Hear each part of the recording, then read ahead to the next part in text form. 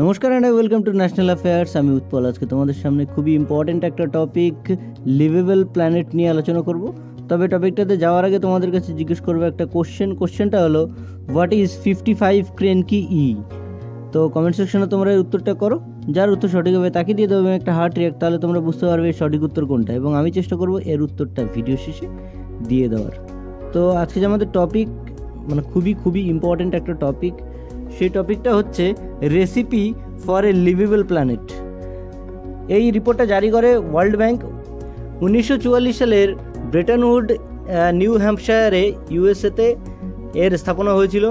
পরবর্তীকালে এর headquarter Washington ডিসিতে করা হয় এবং বর্তমান যিনি প্রেসিডেন্ট রয়েছেন তিনি হলেন অজয় বাঙ্গা মহাশয়, ইনি একজন ভারতীয় বংশোদ্ভূত। ওয়ার্ল্ড ব্যাংক যে রিপোর্টটা পেশ করলো সেই রিপোর্ট অনুযায়ী পৃথিবীতে কোন দেশ কত পরিমাণে খাদ্য উৎপাদন করতে গিয়ে গ্রিন হাউস গ্যাসকে উৎসর্জন করছে সেটা নিয়েই এই রিপোর্টটা।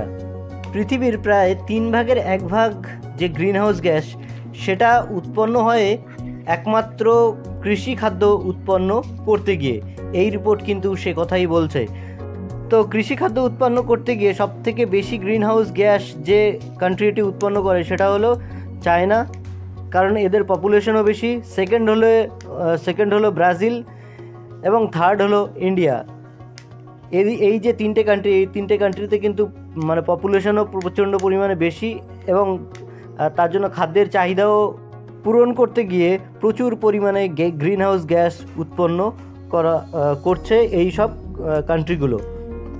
তো মূলত এই ছিল আমাদের রিপোর্ট সম্পর্কে। এবার আমরা চলে আসবো আমাদের কোশ্চেনটাতে। কোশ্চেনটা ছিল what is 55 ক্রেনকি E.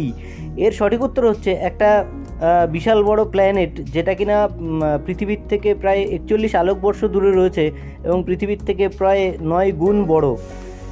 James Webb telescope এটিকে খুঁজে বার করেছে। এই যে গ্রহটি, এই গ্রহটার নাম হলো 55 ক্রেনকি ই।